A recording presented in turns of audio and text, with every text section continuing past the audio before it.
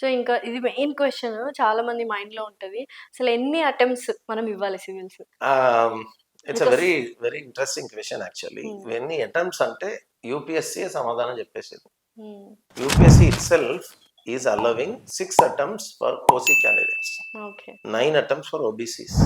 9 చేయొచ్చా 9 అనేది నా చేయొచ్చు క్వశ్చన్. అంటే ఇన్ ద సెన్స్ 9 చేయొచ్చా అంటే it depends on the candidates own choice. Number 1, first attempt లో సెలెక్ట్ అయ్యే వాళ్ళు ఉంటారు, రైట్ అండి.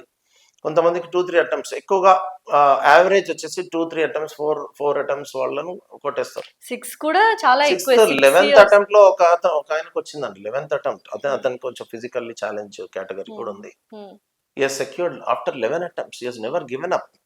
సో అట్లాంటి యాటిట్యూడ్ వాళ్ళు తక్కువ ఉంటారు. 1 or 2 attempts ఇచ్చేసి వదిలేసే వాళ్ళు ఎక్కువ ఉంటారు. ఈ మధ్యలో 2-3 attempts, 4 attempts వాళ్ళు ఎక్కువగా ఉంటారు, మన especially from Telugu states. Telugu states కొంతమంది 5th attempt లో కూడా కొడతారు.